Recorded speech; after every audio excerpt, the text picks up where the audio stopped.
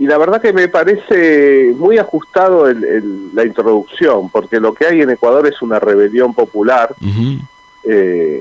más allá de que se expresa en un paro, en el contexto de lo que vos muy bien decías, pero a su vez en el marco de un contexto de un gobierno que acá, para que se entienda, sería el gobierno de Macri. El presidente es un banquero que lleva adelante políticas neoliberales, muy insensible ante las necesidades populares, en un Estado que está dolarizado. Vieron que acá algunos, Milei y algunos sectores de ultraderecha quieren dolarizar la economía. Bueno, en Ecuador no tienen moneda, usan el dólar. Vos vas al kiosco y tenés que comprar algo en $3. Mirá. Por ejemplo, el litro de nafta vale $2 casi. Imagínense, el dólar está a 240 pesos en una economía dolarizada. En Ecuador, el litro de nafta cuesta alrededor de 500 pesos. Claro. Imagínense la situación en la Argentina si el litro de nafta costara 500 pesos. ¿Está bien? Claro. En el marco de un acuerdo con el FMI, no sé si le suena, y para cerrar el broche de oro, el gran problema que tienen es la inflación. Con lo cual, el Ecuador es la manifiesta prueba de que dolarizar la economía y hacer lo que dice el Fondo Monetario ni siquiera te evita el problema de la inflación, porque allá tienen inflación en dólares, las cosas aumentan entre un 30% anual en dólares, no en pesos, en dólares. Con lo cual, la situación económica del pueblo ecuatoriano es terrible. No alcanza para nada los dólares que cobran. De hecho cobran más que nosotros en dólares. El sueldo mínimo es $400, $500, mucho más que en la Argentina, pero no les alcanza para absolutamente nada. Con lo cual, efectivamente, el movimiento está encabezado por el movimiento indígena, un movimiento indígena impresionante que tiene una organización de cabecera que es esta CONAE, que decías vos, liderado por el indígena que lo dirige es ingeniero, Leonidas Issa Salazar, un dirigente muy, muy respetado en Ecuador. Vos hablás con cualquier compañero indígena en la calle y reconoce el liderazgo de Issa, te dice que no es Issa el que lleva adelante, sino que Issa es la voz de todos, que todo se discute en la asamblea, en las organizaciones de base. La verdad que el movimiento, a mí me impresionó las características del movimiento indígena ecuatoriano, un movimiento indígena ecuatoriano que es parte de la sociedad ecuatoriana y que es parte del quehacer y de la economía ecuatoriana. Son los que cultivan los alimentos, son los que trabajan en el campo, porque es un movimiento indígena campesino, para entenderlo, no es un tema solamente de identidad, sino que es una clase social que en general es la que trabaja la tierra, amén de todos los indígenas que viven en las ciudades, ¿cierto? Producto de que en Ecuador, y escuchen bien, el 98% de la tierra productiva, el 95% de la tierra productiva es propiedad del 2% de la población. Concentración plena. Plena concentración, y además esos sectores avanzan sobre los pocos terrenos que todavía le quedan a las comunidades indígenas. Tanto especulación inmobiliaria como desarrollos mineros y petroleros, porque Ecuador es un país muy rico en minería y en petróleo. Con lo cual, por eso se pueden mantener en las rutas, imagínense, cortadas las rutas de todo el país, el movimiento indígena, compañeros que no tienen nada más que su dignidad, su conciencia y su trabajo, durante 15, 16 días, como ya vienen llevando el paro, en el marco, para ir a lo que fuimos a hacer, porque nosotros fuimos armamos una comitiva, que le pusimos el nombre de Misión, a constatar la situación de derechos humanos en Ecuador, y además a llevarle solidaridad a ese pueblo, porque no es que fuimos como unos terceros imparciales caídos de un plato volador a ver qué pasaba. Misión Internacional de Solidaridad y Derechos Humanos a Ecuador, así se llama, ¿no? Exactamente, que es Una misión que es el tercer viaje que hace. Ajá. Es mi primera participación en estos viajes, pero la misión ya había hecho 2 viajes más. Uno cuando fue el golpe de Estado a Bolivia, Sí. Y otro en Colombia el año pasado cuando fueron las protestas en Colombia. Con lo cual es una misión de solidaridad que va a constatar la situación.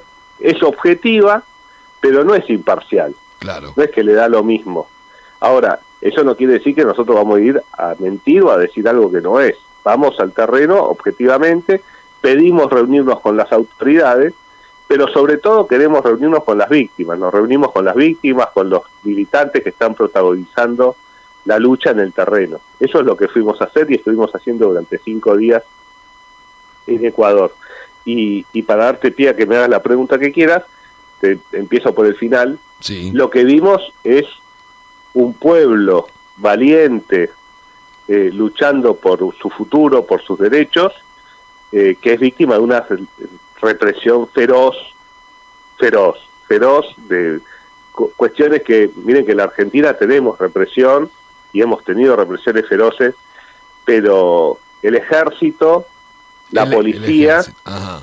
Okay. y grupos paramilitares de esta característica, que se denominan marchas por la paz o brigadas blancas, Ajá. porque justamente son grupos de gente bien que, amparados por la policía o por el ejército, reprime y dispara o violenta a sobre todo los colectivos indígenas. Uh-huh. Lo cual es muy grave, porque si ya es grave cuando te reprime el Estado, todavía más grave es cuando el Estado habilita a terceros y les da impunidad para cometer delitos contra manifestantes que además tienen piedras, palos.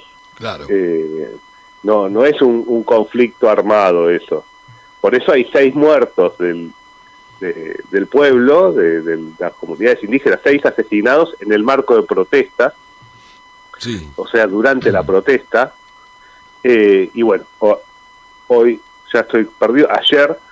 Ayer murió un militar, Sí, que fue el primer militar que fallece, lamentablemente, en circunstancias que todavía no están claras. Porque Sí, y esta muerte del militar le da a Lasso un poco de oxígeno político, podemos decir, y apunta directamente, en una declaración de hoy que nosotros pasamos hace un ratito, el presidente Lasso directamente apunta a Leónidas.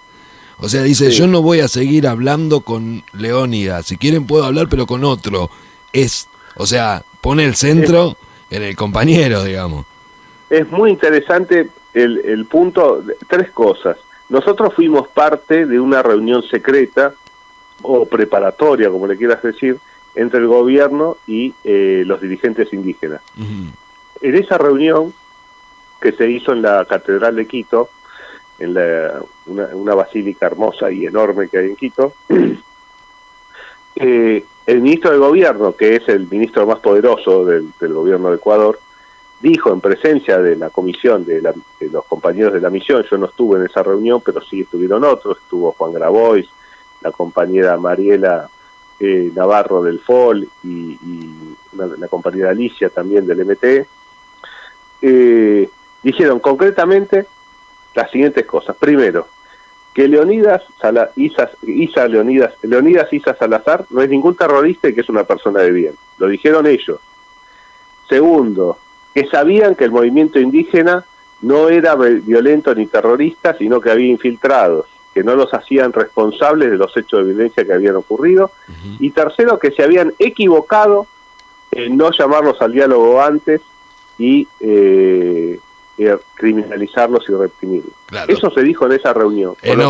En off, por supuesto. En ¿no? off, Sí. en off. Sí. No lo dice, públicamente lo acusan de terrorista. Claro. Pero en off, en una reunión con observadores internacionales. De alto nivel, sí, de alto nivel. Sí. Es un off relativo. Sí. Dijeron expresamente de que Leonidas Issa Salazar era una persona de bien y que no lo hacían responsable de ninguno de los desmanes o situaciones que se pudieran crear. Con lo cual, son unos mentirosos, ¿está bien? Porque o mienten en la reunión o mienten en cadena nacional. Claro. Cada uno puede elegir en qué momento de la mentira, pero que miente, porque te dicen una cosa y dicen otra. Claro.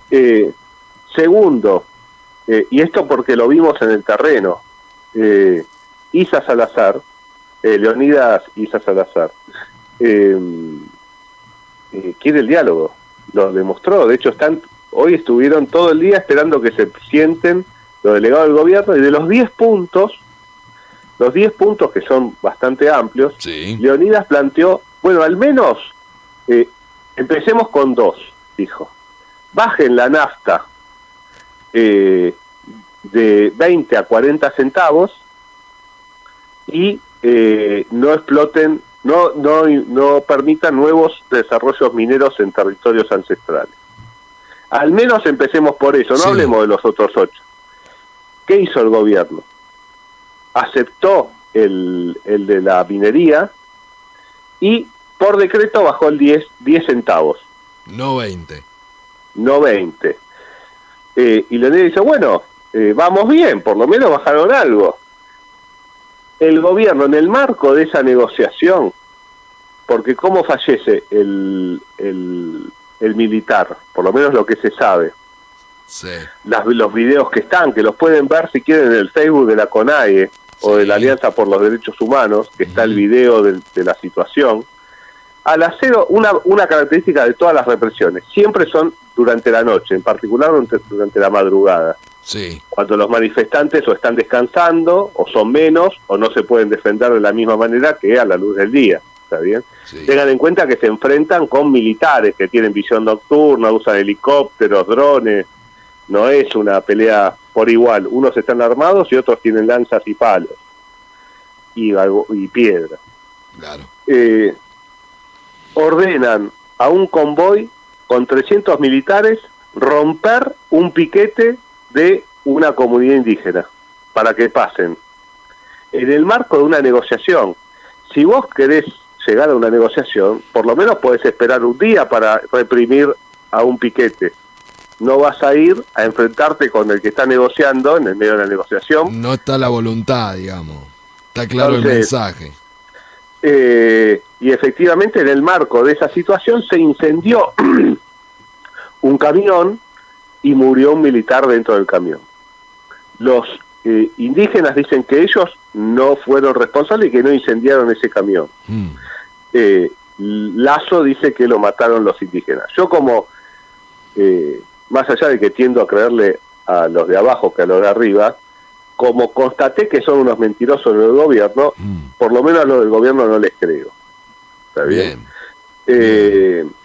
Con lo cual, y a su vez, si fuera así, si los indígenas fueran responsables de ese asesinato o de esa muerte, que podían negociar con 6 indígenas muertos pero no con un militar muerto, que vale más un militar que los 6 indígenas muertos. A esa situación hay que darle una salida. Claro. Entonces los indígenas proponen el diálogo, el gobierno hasta ahora propuso represión y criminalización. Tengamos en cuenta que ISA está negociando con un gobierno que lo secuestró. Al tercer día del paro nacional, ISA fue objeto de un secuestro. Lo secuestraron fuerzas especiales de la policía y del ejército, de civil, y lo tuvieron 15 horas desaparecidos. Apareció porque apareció un video del momento del secuestro que mostraba que había sido secuestrado. Recién lo blanquearon 15 horas después. ¿Y qué es lo que activa la misión? Digamos, este hecho es uno de los que activa una misión que de compañero y compañera que pueda ir a constatar de cómo está la situación realmente. Sí, la misión se activa por el nivel de represión que observamos las organizaciones que la componemos, que compusimos la misión. Sí.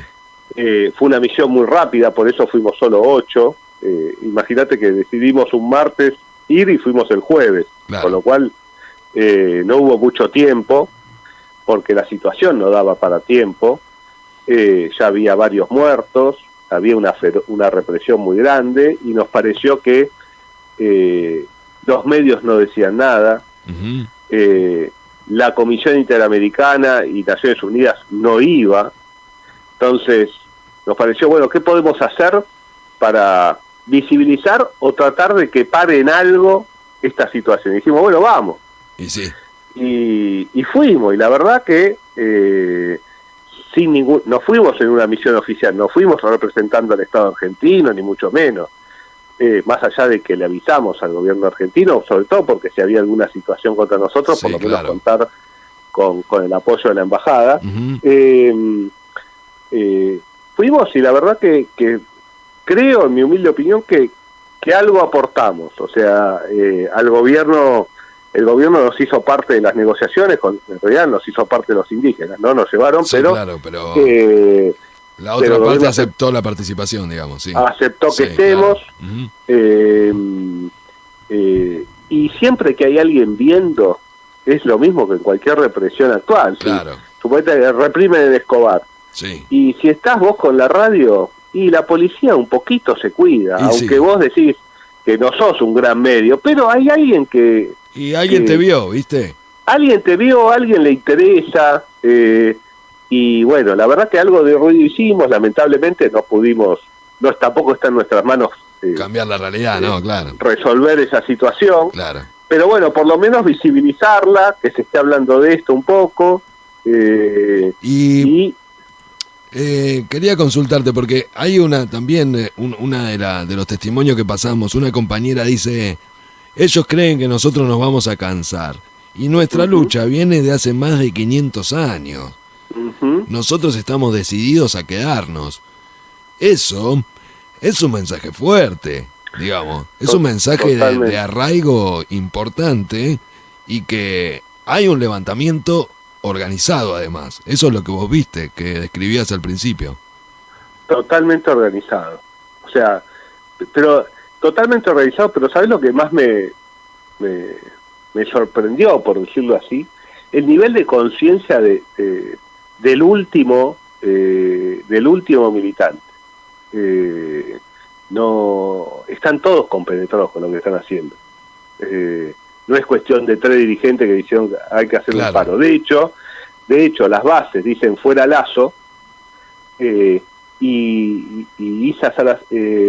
Leonidas Issa Salazar no dice fuera Lasso, y lo dice públicamente. Nosotros no queremos, no estamos porque se caiga Lasso. Ahora, si se cae, qué sé yo, pero nosotros queremos discutir los 10 puntos.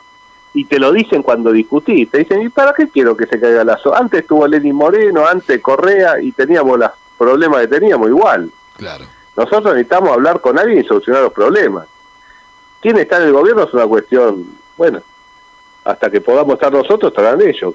Pero el movimiento indígena no tiene como objetivo político derrocar a Lasso. La rebelión no viene por ahí. Puede ser que se lo cargue a Lasso, que es otra situación. Ah, claro. Claro. Pero el objetivo de la rebelión es político, pero no es derrocar al gobierno. Es político.